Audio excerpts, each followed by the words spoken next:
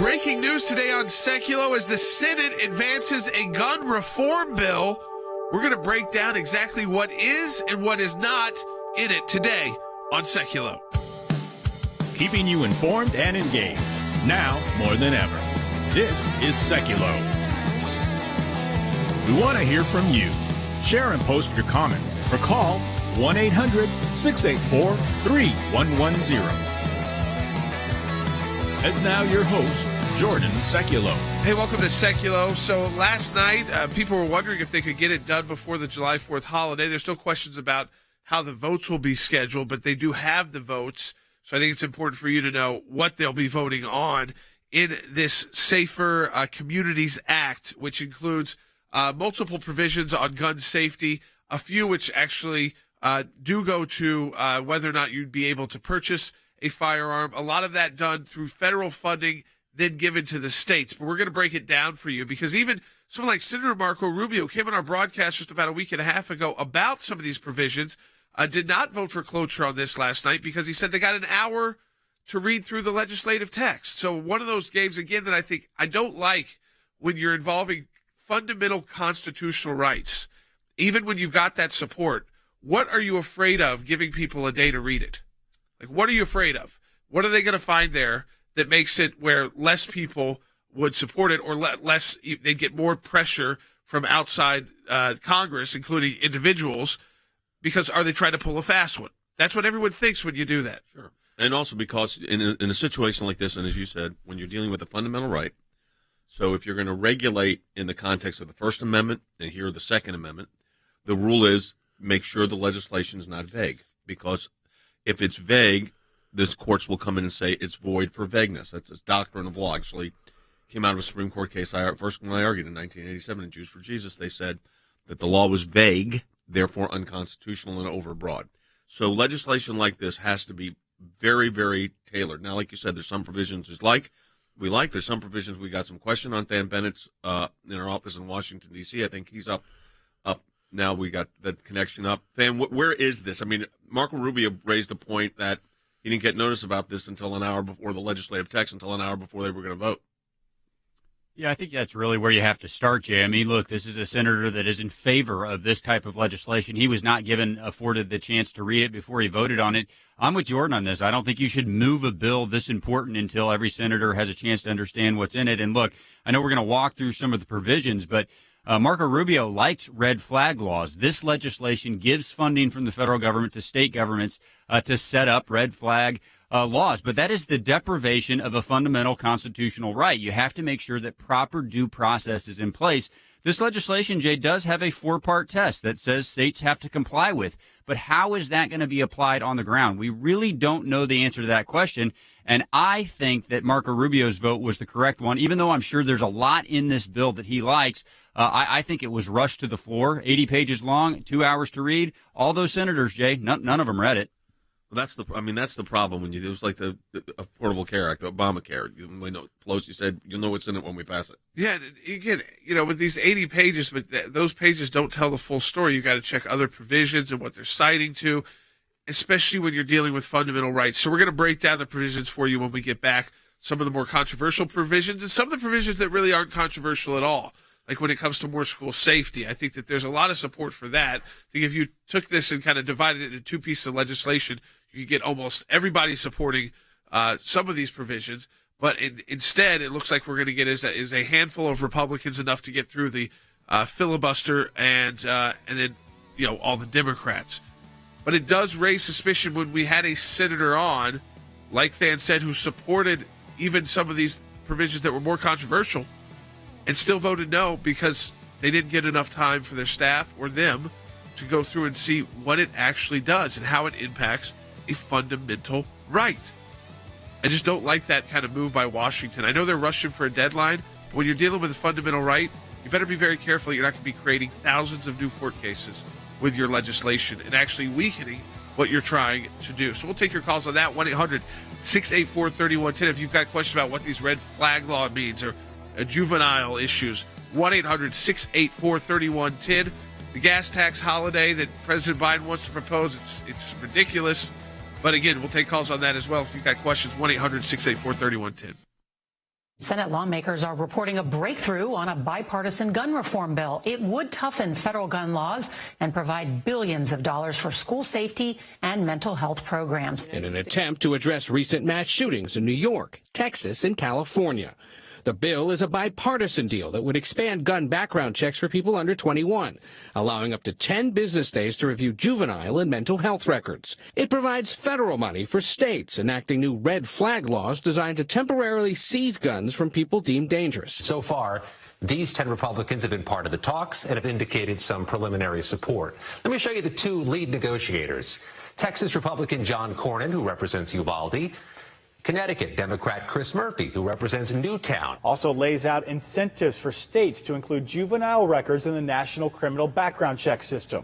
And closing the boyfriend loophole. It's been a point of contention, prohibiting partners who've committed domestic violence but live outside the victim's home from buying a gun. I believe that this week we will pass legislation that will become the most significant piece of anti-gun violence legislation Congress will have passed in 30 years. Since the shooting, my office has received, as I'm sure many other members of Congress have, I've received tens of thousands of calls and letters and emails with a singular message: do something.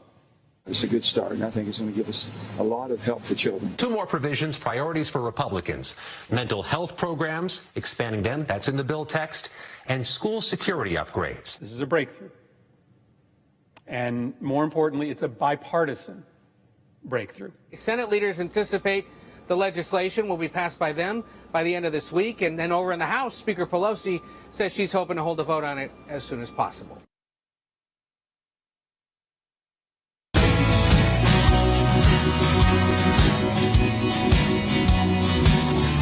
right, welcome back to Sekulow. So this got 14 Republican support in the U.S. Senate, and Pat Toomey, who's retiring in Pennsylvania, said he would have also voted for it. He just wasn't able to vote that day, and so there would have been 15 Republicans voting for this. They are trying to move this very quickly to the president's desk. A Senate vote, maybe tomorrow, and then the House vote Friday, and getting it to the president's desk. As you heard, there's already been senators who favored some of this legislation who have voted no so far because they haven't had enough time to even go through and do it. So let's start with the more controversial provisions. Let's start there. This is the red flag law provision. So this sets up a new category of red flag laws. Now, it's not done at the federal level. It provides states with funding to implement crisis intervention programs. So each state, so depending on where you live, would be have flexibility to decide which type of program works for their state. But states that choose to implement red flag programs would be required to meet certain due process protection criteria. So that's like someone who just doesn't like you because of your politics. We got to make sure that that's not used as a red flag law, or that a former employee of an employer, is just mad that they got fired. So they try to do this. They know that employer loves hunting, and they try to get them on a list like this. So I understand the concerns, the due process concerns are very real when you talk about these laws. Now, they are enforced in a number of states, including red states like Florida. Right. So they do exist, and I don't think there's been a ton of controversy post the passage. I think the question here is, will states really be able to be flexible? So can a state like Tennessee do something very different than Florida and still receive the federal funding? And that's key number one. Key number two is, of course, the due process concerns, or else that you end up right back into federal court. We talk about this with the life cases, with all of those. You never want to write the legislation that's just going to put you right back into court. No, so in the situation like this, the general concept of red flag laws, I think there's a lot of agreement that it's a good idea. And some states, as you said, have put them in place. Florida, for instance, other states where it's been very successful. Those are good things. So what you'd hope would happen here is that the states would, in a very real way, follow the model of states that are working. But as you said, there's going to be some play in the joints. Some states are going to want to do it differently. So the biggest thing here, Dan's, going to be to make sure as this money's allocated and the laws are put in place, then we have to start looking at the states to make sure they are not violating due process. It's all about application, Jay. I mean, there's good and there's bad here. There's $750 million over 5 years for this, and I think the really good thing is that it's not set up on the federal level. I mean, one of the things that I think people were the most concerned about was that there'd be a federal database that could one day be used to take your guns. That didn't happen under this legislation. That's good. But, Jay, people need to understand how a grant program like this works. I mean, Jordan talked about the 4-part due process to be in place to get this grant money. That's all fine and well, but that sign-off happens before the check, and the check is sent to the states. So then what happens if those dollars, Jay, are used in a way that actually satisfy? We're going to go back to Than in a minute. Than, we're having a little technical trouble on our end. We're going to go back to you in a minute. It keeps popping in and out. But so again, going back to that, Jordan, the key there is going to be, I like the idea. I think the red flag laws generally are a good idea, with due process in place. If there's no due process, it's a terrible idea. I mean, what these usually mean is that, like, if you're in a household, a lot of times it's suicide. We were talking to Senator Rubio. That's you're suspected somebody who has already expressed suicidal thoughts to you, maybe has already tried to commit suicide. You're trying to prevent them, loved one, from being able to purchase a firearm for a shorter period of time. And again, they get their due process rights. So it's not like forever. And so I think, there's ways it works, but there are also ways to really exploit this. That's what makes me concerned, is that I see it like with the bar complaints that came out of the Trump world. Yep. Anybody who's a lawyer for Donald Trump gets bar complaints all over the country. And because you can file those. I mean, I think there has to be some real good faith protections here. Like, if you file this and you file it wrong because of some reason that is not allowed, there should be something that happens to you. There should be some recourse about the person who files to get the red flag on somebody, especially if they're doing it for harassment purposes or ideology. Yeah, correct. So, of course, but this is where basic constitutional principles come into play. Viewpoint discrimination is unconstitutional. It has to eat the highest level of scrutiny, strict scrutiny, least restrictive means. Banning someone with vagueness is not the way to do it. Now, red flag laws in general, if appropriate due process is in place, makes sense. But it depends what the law actually is. And I understand these senators getting no notice and voting on it when you're talking about a fundamental right. But there are some things in here we like. But let's go to the next provision. Yeah, next controversial provision. If you've got questions about these two, it's 1-800-684-3110. We're kind of running through the most controversial, then we'll go through some of the ones that are less controversial. Even the NRA said they would support some of those provisions, but they don't support, of course, this law because of provisions in place here. Section 12001, enhanced review process. This is the under 21 purchasers. It says that a person is prohibited from purchasing a firearm if his or her juvenile record includes information that would make them ineligible. If no such disqualifying information is found in their juvenile record, no new waiting period. So it doesn't mean that they have to wait longer because they're a juvenile. It just means that their juvenile record can play a role in the background check. This would be a provision that expires in 2032 unless it's renewed by law. Now, this one brings into question this for me. It's their juvenile record that includes information that would make them ineligible, not necessarily that they were convicted of a crime. Yeah, so this is where, if it was based on conviction, I think everybody would understand that. Right. Information could be troubling. Now, the way to cure this... You don't want people from being afraid to go see a psychiatrist.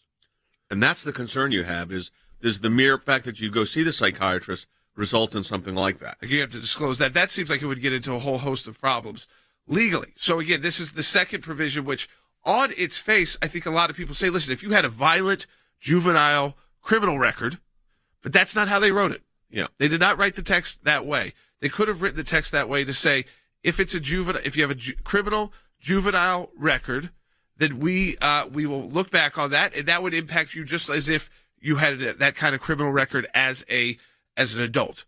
I would understand that a lot more, but they wanted to use more flexible language. I think that flexible language is just a little confusing because, again, what would be in the juvenile record that's not a criminal? I'm trying to figure that out too. Is that reports from school? Is that things like that? What does that entail? So that would actually, again, impact someone's core constitutional right. Remember, juvenile records are not usually used in adult proceedings. This is different, though, because you're trying to show, is there a propensity to harm? That a conviction obviously does that. But if there is activity, remember, you got to look at the enhanced review process But you also have to look at the red flag law. So if the parent of a juvenile, say, or who's about to turn 18, thinks that the child is a danger, they could still utilize the red flag law process to prevent the gun access with due process. So that's how these would be tailored. The third provision, which already kind of exists if you were married. So this is what it does. It expands it to people who aren't married. It's the current law. So this is current law. Prohibits recently people convicted of domestic violence against a spouse or a person similar to a spouse or a person to whom they have a child from purchasing a firearm. That's already the law.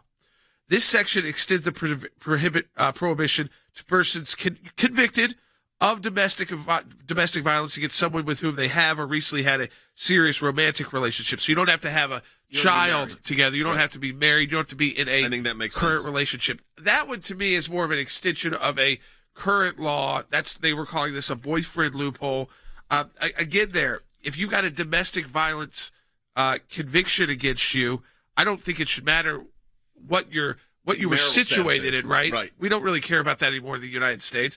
If you're convicted of a crime like that, you should probably be on a list like that until you have that crime expunged. And there are some good things here. There's going to be real dollars available for school safety resource officers. We have said that the hardening of the target, which is the school building itself, is still the priority one. And that is in here, and I don't think there's much disagreement on that. Do you want to take the call on line one? Do we have time?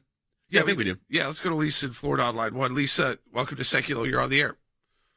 Great. Thank you so much, fellas, for taking my call. I'm a retired social worker in Florida, and we've had the Brady Law for quite some time. I had a case of a former police officer who had been in and out of mental hospitals. His wife had filed an injunction against him, and unfortunately, as soon as the injunction was dropped, he went to the daycare center and shot and killed her. The Brady Law, I mean, it's great in theory, but obviously it didn't prevent this woman from being shot and killed. The other thing, too, is there are so many people who have mental health disorders, like cops, who are active duty. So here's what the law does, though. It has in it a significant investment for mental health, both in children and family health matters. So that's a good thing. Yeah, I think remember what they are focusing on here, which when we talked to Senator Rubio, is these mass shootings meet a lot of similar. The people that conduct them have similar backgrounds. You know, they're males with these teenage years. They conduct them. They've said or done things that people have already said. This doesn't even surprise me that they did this. I mean, so it's not. I don't think this is to prevent all gun crime. This is really looking at the mass shooting issue. So I take in mind, Lisa, what you're talking about is that there's much more to do, especially on the mental health front, that this is focused on mass shooting. And I'm not endorsing, I'm just trying to get everybody the facts. Thanks to your support of the ACLJ, we have had many victories. The report is coming out. It shows that not only did Tea Party groups get more scrutiny, but so did a host of other conservative groups. It was something that no one could believe our government was even capable of doing, and now they were admitting it. It's one of the most significant wins in the ACLJ's history. To take on the IRS and win, for the ACLJ, life has always been a top issue. Barbara, I am here at this site because there are thousands of people and millions across America that say abortion's murder. When you're fighting for the life of the unborn, you're on the right side of history, you're on the right side of law. These are young people in their 20s and 30s that are doing this, are fighting for life to beat back the abortion juggernaut. It's very important that we remain hopeful that the courts that the Trump administration was able to impact will give us good rulings that are based in law and sound reasoning. This is one of the social issues we're winning. There are historians that point out that religious persecution is at its highest level since the first 3 centuries when the Roman Empire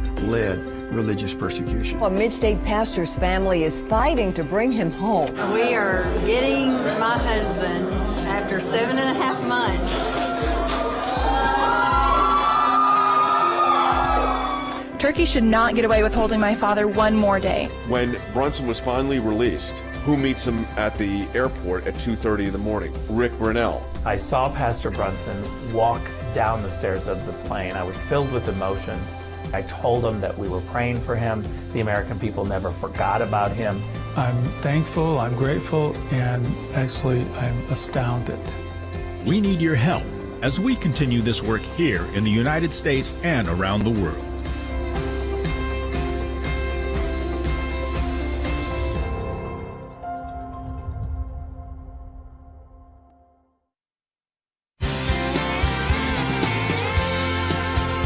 So we're going to keep tracking the gun legislation. Obviously, there are votes for this. It'll be whether or not they're able to do it quickly enough before July 4th. I think a lot of these issues are going to be at the state level because it's written so broadly.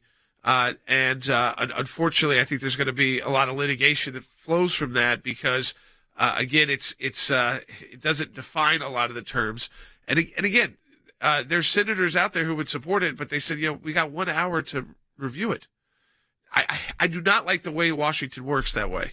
I don't care if it's a Republican supported or Democrat supported. You should have more than an hour when you're dealing with people's fundamental rights or any legislation, but especially when you know it's one that you can go into court and easily win if it's written poorly. Right. So it's not worth going through all this and saying, we finally got something done on guns if you're going to go to court and take down every one of those provisions because they were so overbroad. And I have some issues with a couple of them. They look a little bit overbroad because they don't define what a juvenile record even really means. A juvenile information is what they say. But we'll move on from that. Because there's a lot to analyze there, but also some ACLJ cases. We got an ACLJ victory came out. Just got it just a few minutes ago. U.S. Court of Appeals for the 8th Circuit sitting on banc. That means the entire 8th Circuit, all the judges heard it. The case involved an Arkansas law that we helped defend that allowed the states to have what's called an anti-BDS bill. In other words, if you're refusing to do business with Israel, we're not doing business with you as the state. The state has the prerogative to do that. And I'm happy to report that we have won that case on banc, which means the entire 8th Circuit. Now, the next stop for that case could be the Supreme Court, but the court held that there was not a violation of free speech or any other protected activity. So that's some good news. And we have also, just talking about filing briefs, and CeCe Howell's with us, we have a brief or two briefs now that we filed in the state of Michigan in the Supreme Court. CeCe, update everybody on those cases. Sure. So in Michigan, Governor Whitmer is actually trying to get we've been talking about this battle for life and what happens if the Dobbs decision comes down and Roe is overturned. Governor Whitmer has set her sights to create a right to abortion through the judicial branch, actually by litigation and not by a constitutional amendment. And so we have engaged in this litigation. She's filed a lawsuit against the prosecutors in the counties that actually provide abortions. They filed a motion to dismiss, and we've engaged. And now the Supreme Court has gotten involved and asked for a supplemental brief from the governor and then from the amici as well. So we filed a second amicus brief just recently. And we're pointing out, that first, this lawsuit is premature because we don't have the Dobbs decision. No, but we do have some word on that. Yes. And the question the court asked in this case, Jordan, was whether the questions should be answered before the Supreme Court's decision in Dobbs versus Jackson Health. So we filed those briefs. The brief's been filed. We just got word about 30 minutes before we went on air.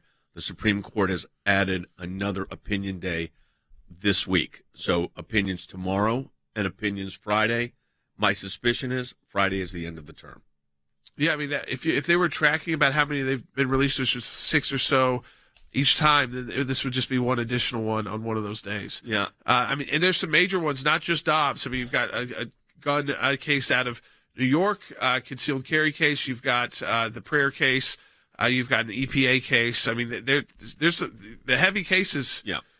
We're still waiting for. So I think both Thursday and Friday we'll probably get some very interesting cases. Yeah. The interesting thing here in this case is that this is the prelude, I think, to what's going to happen post-Dobbs. And that is you're going to see actions taken at the state Supreme Court level. We've already started looking at what that means. And one of the things I noticed in this brief is we're pointing out here that the governor did not have the authority to basically initiate a new law on her own, which is pretty much what happened here. Right. So we point out that the governor has exceeded her authority by, one, she can enforce compliance with a law, or she can restrain violations of a law, but she can't force the judiciary to create a new law. That's a legislative function.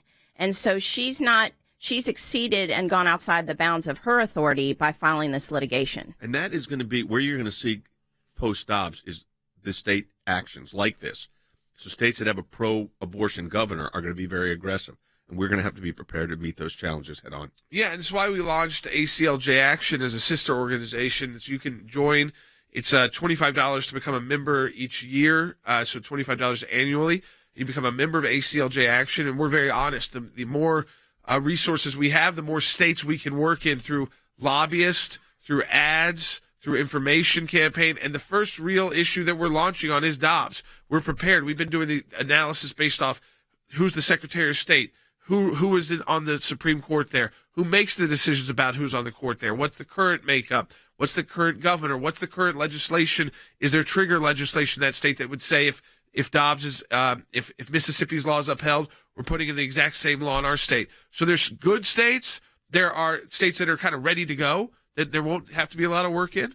There are these states that are, again, red states, but it's going to take a lot of work. I'll tell you, one, for instance, Iowa, for example, likely will need a constitutional amendment. Because of the way their state law set up. It will likely pass, but you've got to go through that process of getting a constitutional amendment on the ballot. So a C4 like ACLJ Action can really engage to get that on the ballot and inform people. But that's the first step there.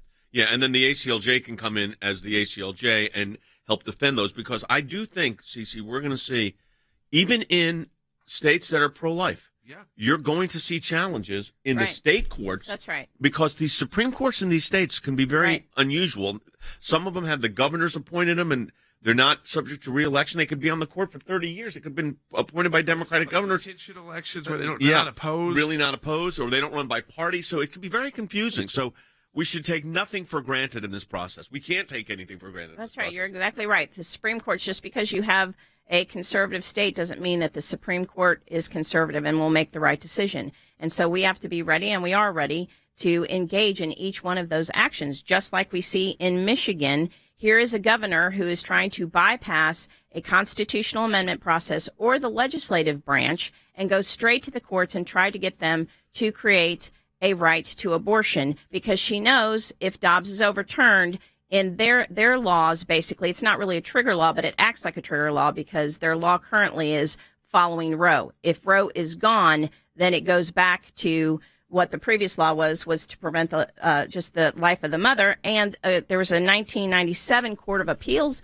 decision there that literally that specifically says there is no constitutional right to abortion in the Michigan Constitution. Yeah, so that's where you're going to see the litigation is clearly going to be focusing, which is what, when you overturn Roe, this is what happens. It goes to the state courts. Doesn't mean the battle's done, but it sure does change the nature of the battle. It changes the battle considerably because you get to take it right to the people.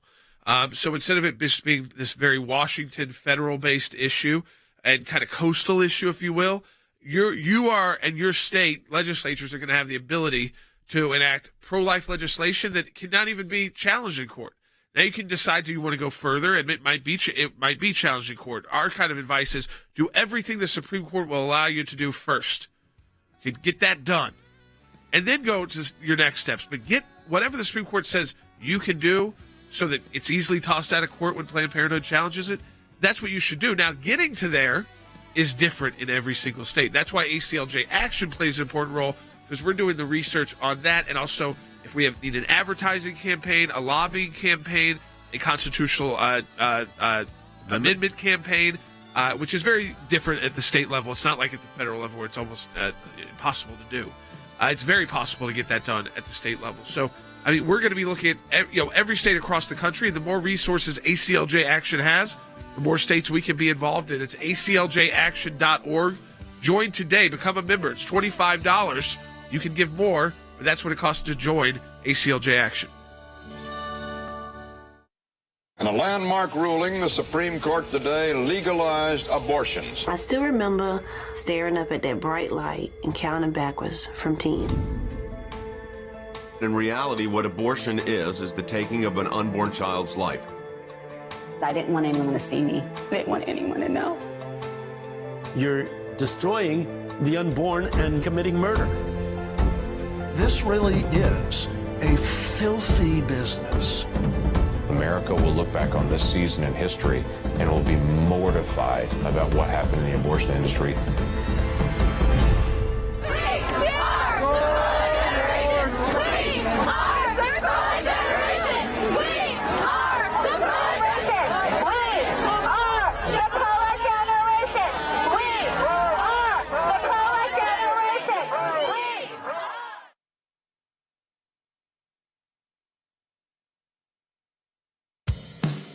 Keeping you informed and engaged, now more than ever.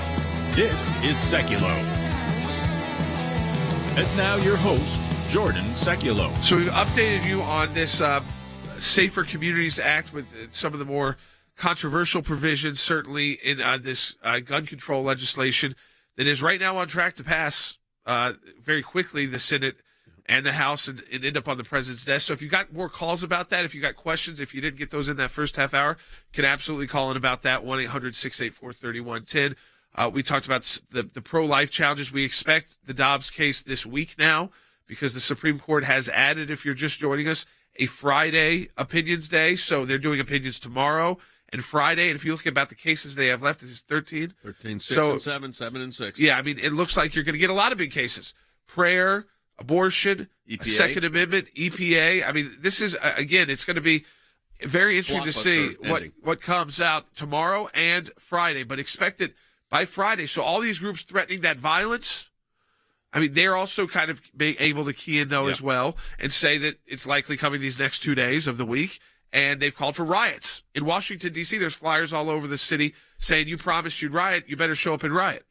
That's what Jade's Revenge is putting out. That doesn't mean people will actually show up and riot. Hopefully not. But I think there's going to be massive protests, certainly in cities like Washington, D.C. I don't think it's all around the country. I think it's the cities around Washington, D.C. where politically charged places or far left cities where you'll see the protest begin there. But another issue, again, we're tracking closely is, of course, the gas prices. Now, President Biden, he's got his solution for you.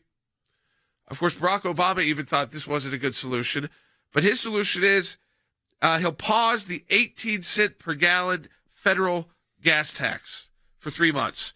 We broke this down. If you're paying $5 a gallon right now, and a lot of you are paying more, that is 3% of a gallon is what that would pay for $5. 3% of a gallon. So when you spread this out, I know that anything helps right now, but this is very minimal to impact. I mean, it is almost no impact. In fact, by the time, if this ever did pass, by the time it passed, gas will go up further, thus erasing any of the savings that would have been there with the 18%. What happens the 18 cents. This is what happens when you go from energy exporting, which we were doing in the United States, we were energy independent, to energy dependent. And that happened in 18 months. And then Barack Obama said that this was a bad idea. And now his former vice president, now president, wants to do the same thing. Take a listen. I know that we're having a debate right now about the gas tax holiday. I know how brutal this is on folks right now. But for us to suggest that 30 cents a day for 3 months is real relief, that's a real energy policy, means that we are not tackling the problem that has to be tackled. We are offering gimmicks. And I agree with Barack Obama right there. This is a gimmick to try and act like to the American people that they have done something. First of all, you got to get legislative support for this. Probably won't happen. Because, again, you got to get enough Republican support. And when you look at it, again, over time, like Barack Obama was talking about, even if you were looking at 30 cents a day savings over a month, okay, that was when gas was like $3. So when it's $5, you're not going to get 30 cents savings every day over a month. It's just by the way it's moving up the price, it's erased before it even becomes law. Well, that's the problem because this should have been done. These are actually you would have taken on immediately when inflation began. This would not have actually done anything. Is the truth, and you're right. And by the time this may go into effect, which it won't, gas is likely be up more than 18 cents a gallon.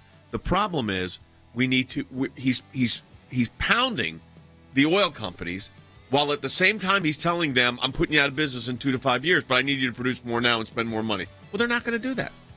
No, they're not. I mean, they've got shareholders that they have to be responsible to, and they went through a time period where people weren't buying a lot of gas, so they weren't producing a lot because of COVID and the pandemic.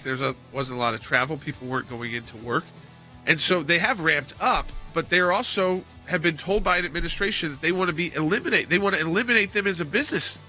So they're protecting their shareholders. We'll take your calls on this. Is it a gimmick?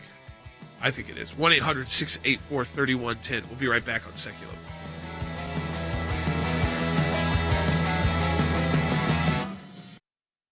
I know that we're having a debate right now about the gas tax holiday. I know how brutal this is on folks right now, but for us to suggest that 30 cents a day for 3 months is real relief, that's a real energy policy, means that we are not tackling the problem that has to be tackled. We are offering gimmicks. President Biden pushing for relief at the gas pump, calling for a federal gas tax holiday and urging states to take action too.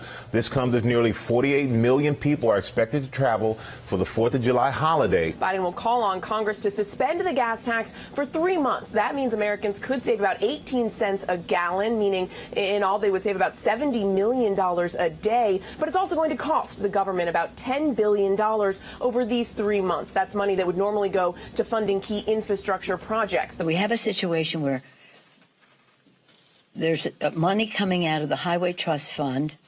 It's going to the oil companies. They may not give it to the consumer, and it has to be paid for. So we're paying for something to give a break to the oil companies that isn't even going to the consumer. It's not going to somehow stop surging gas prices. So think of this more as a temporary Band-Aid to provide some relief rather than a long-term solution. Should people be taking this seriously? Because you have people saying this is actually or could potentially make inflation worse. It's clearly a gimmick. I understand why the president's trying to do it.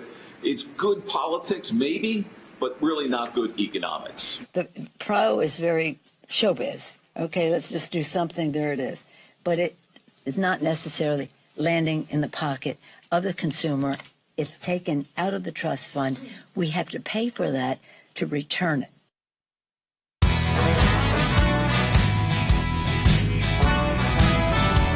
Will, our producer, proposed something interesting. It's a 3-month holiday. So let's say they actually did pass this in a few weeks. They get back to the July 4th holiday. Guess when you'd get the next gas price hike because this would expire?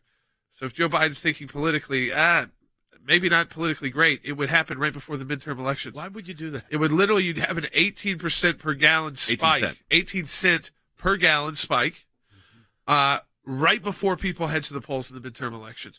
So again, this is a gimmick to announce. They know it's not even going to happen. They know it doesn't make any financial sense. They know it really doesn't. Some have said it's a Band-Aid. No, Band-Aids stop the bleeding. This does not stop the bleeding. This is not a Band-Aid. It is nothing. Like I told you, if you pay $5 a gallon right now, this is 3% of a gallon if it's at $5, which it's higher than that in most places. So 3% of a gallon, I mean, again, that is, if it was part of a larger plan where you were going to do this, you were also going to unleash American energy, 1, 2, 3, 4. I wouldn't be making fun of it. Then it'd be part of a larger plan. But it's not. But it's not. It's standalone. It's so absurd. And it will not pass Congress. So you've got that. It won't pass Congress. It won't. This is just for politics to announce it, act like they would even try to do something. We did an analysis before we went on air, and it ends up being, if you were like filling your car, it's like you're getting a half a cup of gas. Yes. So Wes, I mean, this is what's so ridiculous about it. It's a soundbite, but it's a half a cup of gas. Absolutely. And whenever a senior White House official yesterday said they're doing this to provide the American people a little breathing room, quote unquote, that is an insult. You're giving the American people a half a cup of gas, and you want to tout it as you're providing them breathing room. The issue, there are a lot of factors that go into the gas price, crisis that we're in, and it is a crisis, but a lot of the reasons for it are President Biden's policies. He has restricted oil exploration and leases on federal land. On his first day in office, he canceled the Keystone Pipeline, and he also canceled other pipelines. He has vilified the fossil fuel industry in America so that people are reluctant to invest in it. And the industry itself, it costs money to drill, to explore, to transport, to refine. They are backing away from that somewhat because he has declared that in a matter of years, his intention is that we will put them out of business. What the president doesn't understand, Jay, is that when you're the president of the United States, what you say matters. It impacts the economy. It impacts people's livelihood, their daily life. And this crisis, a large part of it rests on his plate. Yeah, well, he keeps blaming Vladimir Putin. I mean, this is Putin's price increase. Meanwhile, report on the New York Times, not exactly a conservative newspaper. New York Times report. Who's making the most money out of this right now? Vladimir Putin. Mm-hmm. Vladimir Putin is making more money off of their oil and gas than they ever have. Yes. And the ruble has come back in its value as well, the Russian currency. China and India are buying more Russian energy than ever before. The Russians are not hurting. The United States and our allies, we are hurting as far as energy goes. We've got skyrocketing oil prices. They are getting more money. Yes, more money from sales than they did ever before the war began 4 months ago. Their currency has also surged in value against the dollar. So remember we were going to crush their economy, devalue the ruble. It's now stronger than the U.S. dollar. Yeah, so which also goes into this factor. You don't make decisions without having a plan in place. You don't cut off Russian oil and gas willy-nilly without having a plan in place. Now, if we were already an energy independent country, that would have been easy to do, and we'd still be energy independent, and we'd be able to punish Russia. But we weren't when we cut them off, and we had no plan in place of where we were going to get this missing gas and oil. So what happens? Massive inflation, gas and oil that was already all blamed on Putin. Up. The inflation was already up. The cutting off Russia just made it worse. I don't take their word that they blame Putin for everything, but it did make it worse because they didn't have a plan. It's like Nancy Pelosi said this when she was asked about the gas tax holiday. Remember, Barack Obama called it a gimmick? Listen to what Pelosi called it. So we have a situation where there's money coming out of the Highway Trust Fund. It's going to the oil companies. They may not give it to the consumer, and it has to be paid for. So we're paying for something to give a break to the oil companies that isn't even going to the consumer. So that's the con. The pro is very showbiz. Okay, let's just do something, there it is. But it is not necessarily landing in the pocket of the consumer. It's taken out of the trust fund. We have to pay for that to return it. It's not that I agree with everything she said, but remember, or Barack Obama. But Obama called it a gimmick. She says it's showbiz. It doesn't actually impact the consumer. It doesn't help the American people. What would have helped the American people would have been finishing the Keystone pipeline, like you said, Wes. What would help the American people is that we were energy independent and an energy exporter. And now we're dependent on Saudi Arabia to hopefully get more. And what was the other? I think Venezuela. They're going to all these countries.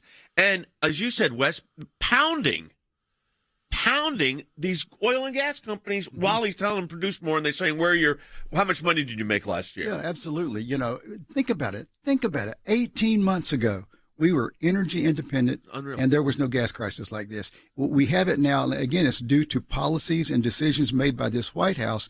And the other thing about going to places like Venezuela and Saudi Arabia to buy oil is that their production is not near as clean from the environment as American production is. So he could actually help the environment by encouraging American oil and gas industries, which he's not doing. The other thing, too, it was on my radar, and it really bothers me, they keep pushing for some sort of an agreement with Iran. And I think part of the reason for that with the Biden administration is they want to buy Iranian oil, too, because right now we're not buying it. That's an interesting, I've not thought about that. So of course, we're not buying Iranian oil. Right? And you think that by getting this nuclear deal back on track, so to speak, which I think is a disaster on 100 levels, that will give the impetus for them to clear the way to purchase oil from Iran? Yeah, I think that's part of the motivation, although it seems to be falling apart, that agreement, and hopefully it will stay that way. What's your latest on that? I'm watching the news at night following the Russia-Ukraine thing, and boy, it seems like it's turned. What is the situation? It really has turned. The weapons, including the long-range artillery that we've promised Ukraine, is slow to arrive. And the Russians, meanwhile, have long-range artillery. They are pounding civilian population centers as well as Ukrainian troops. It is very tenuous right now. President Zelensky is still doing a good job with leadership. His military, their morale seems to be high, but they are gradually losing more and more territory in the eastern and southern parts of that country. We don't know what the final outcome will be. It's not going to be soon, whatever it is. But at this point, the Russians are slowly grinding down on the Ukrainian people. No, I think that, listen, we're at a point where we need strong foreign policy leadership. We need strong domestic leadership. And we're not getting either of that. I mean, so, again, the idea is that they'll throw out gimmicks. Right. Oh, they'll throw out, as Nancy Pelosi says, showbiz. It's just for show. But that's quoting Barack Obama and Nancy Pelosi on this gas tax holiday. How do you see that? We're looking now at the midterms. We're not that far away. We're 4 months, 5 months out. How do you see it lining up? I mean, that you had that unbelievable situation in Texas where what was it, a plus 20 Democratic seat ends up plus 13 Republican.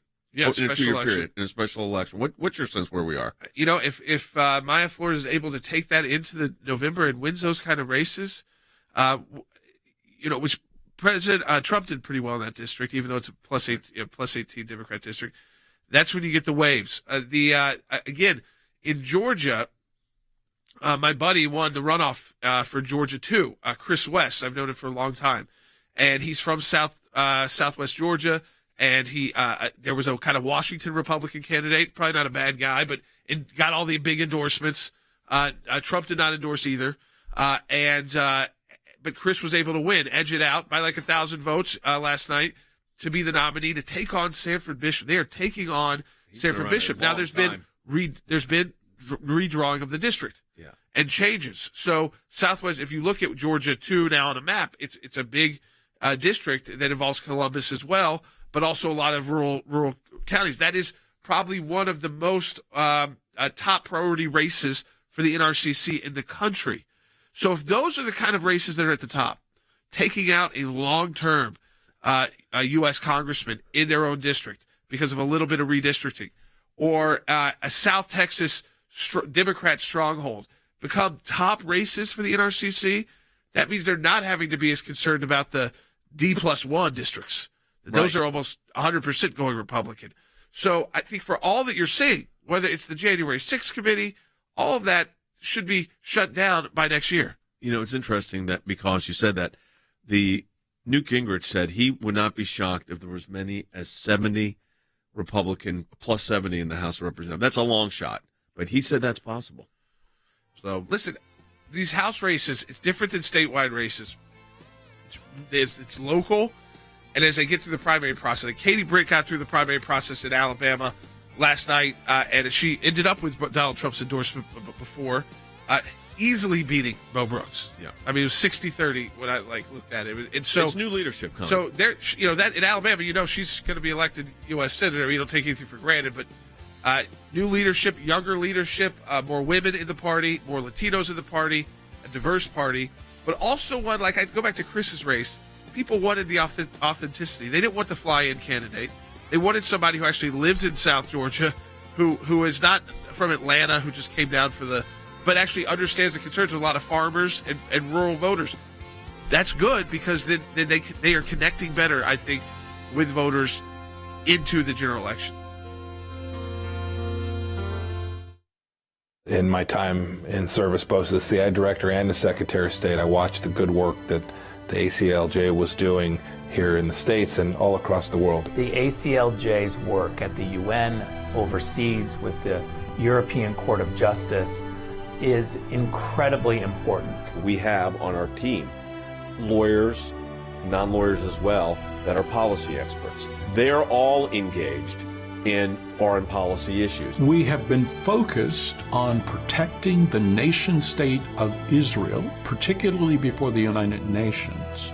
We don't shy away from the battles that are going on at the UN and just complain about them. We actually try to go in and do something positive and actually affect change. The risk of an incomplete or unsolid relationship between the United States of America and Israel is real. Israel is very important to the ACLJ, and we will always fight for Israel's rights. We had a series of cases at the European Court of Human Rights, primarily dealing with religious liberty. And as Secretary of State, I saw this too. Nations that had more religious freedom were on firmer footing. They had better democracies America has always been the world leader in religious liberties, in freedom of conscience and freedom of speech. We've taken the First Amendment, and that has been our cornerstone. It's to defend the rights of people of faith and others that are having their rights abused. We not only hold our government accountable, but we hold other governments accountable. You have to keep the battle going when it's not cool anymore, when it's not the #1 story on TV. You have to actually be committed to fighting it out, or else you'll never win. The ACLJ's front and center on this, whether it is going after the deep state, whether it is litigation that we're engaged in. Your support of the ACLJ enables us to do all of this. Go to aclj.org today. That's aclj.org.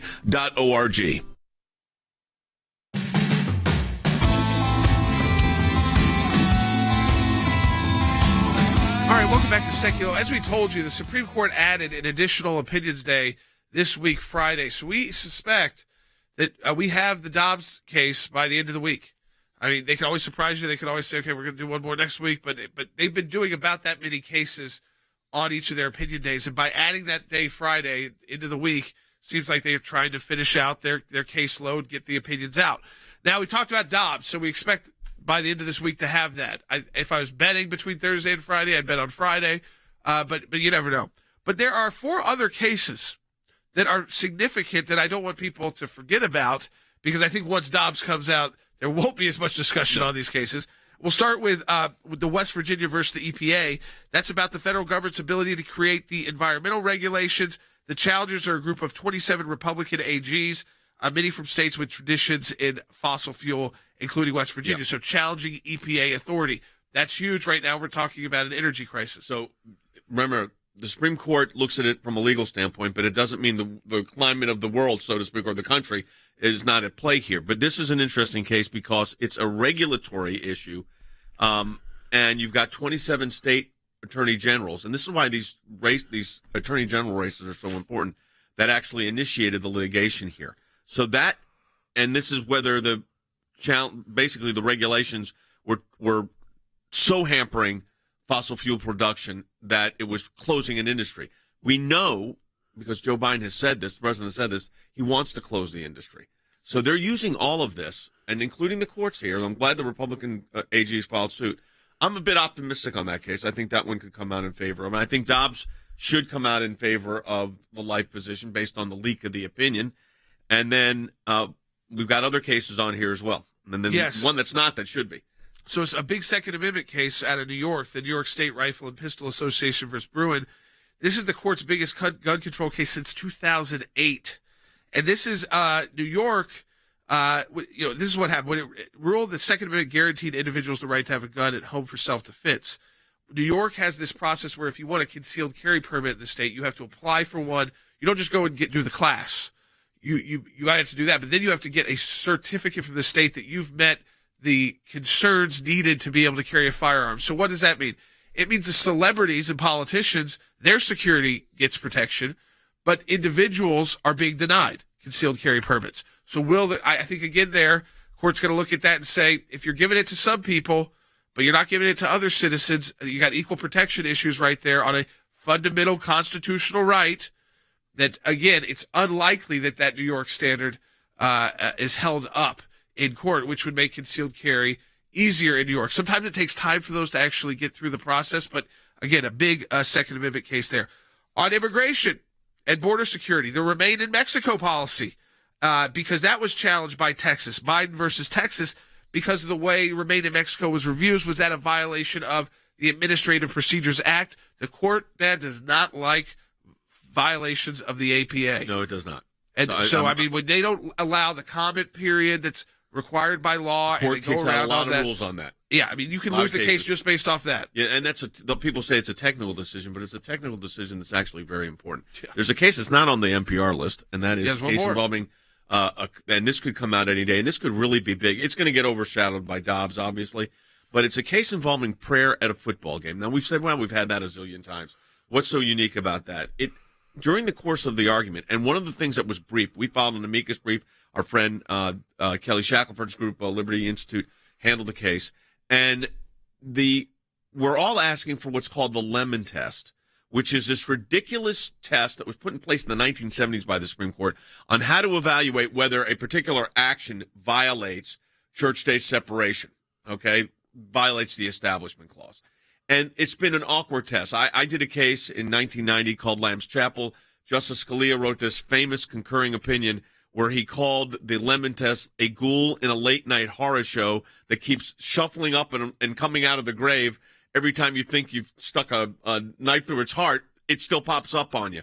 And in that case, it was, again, they didn't have to rule on Lemon to rule in our favor. Here, in this case, they have the opportunity to overturn the Lemon test. If they do, that could be the most significant church-state case, I would say, probably since Mergens, which authorized the Bible clubs in public schools. It could be that big. Now, the court could still say his prayer was constitutional, even under Lemon. And my hope is that the court will get rid of this Lemon test once and for all.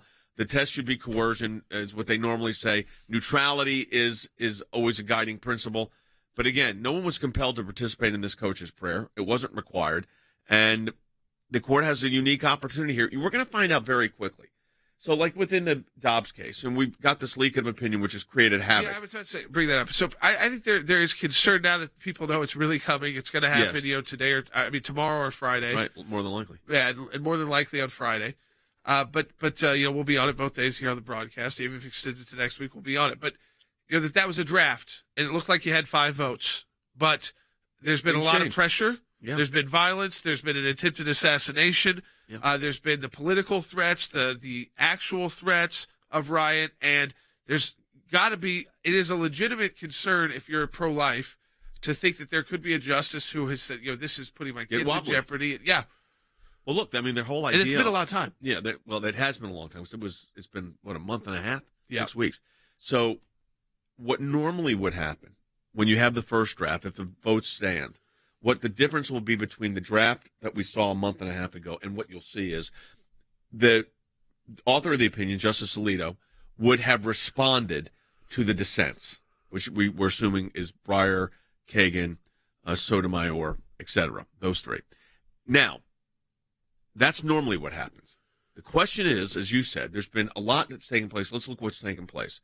We've had the protests at the Justice's house, even though there's a federal law that prohibits it. Merrick Garland refuses to apply it.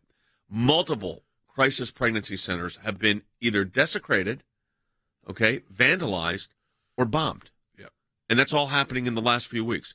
We have Jane's Revenge is what they're called now, threatening anarchy in the streets and riots across the country if the decision comes out like this. So their intent, whoever leaked this opinion, and I can't believe they don't know who did that by now, was to get this reaction that maybe the judge, and that's why we talked about court packing. They talked about codifying Roe versus Wade. It failed. But that's where all this was aimed at. So we're going to find out very soon how that plays out. Yeah, I mean, this is in the next 48 hours. And I think, again, so you have to prepare for the decision. And listen, if this decision overturning Roe versus Wade, we should celebrate. Don't take all the fact that we've said all the work that you got to do after that. It's a massive celebration because this is the fight we've been wanting to take this back to the states. And it was almost not even on the radar. A lot of people thought this would not happen in their lifetimes. And the fact that it's potentially going to happen, I think, we are very prepared, and a lot of other groups are very prepared for this. So is the abortion industry. Yep. So while we'd be ready to celebrate that massive victory, that would be, because it took so many steps. It takes confirming good judges, and justices, that means electing presidents who pick those justices, getting a Senate who can get them through confirmation processes to get to this point, and then allow you to go and battle it out in the states. So again, it takes a lot of work to even get there. And with that leaked opinion, which I don't like the leak, but it showed that we're there unless somebody buckles over these last 6 weeks. So stay up to date with us at the ACLJ. These next couple of days are going to be very important, not just on the life issue, on Second Amendment, on religious liberty, on EPA, on so many different issues that I think you want to follow. Support our work at aclj.org. Of course, we're involved in all of these cases at aclj.org.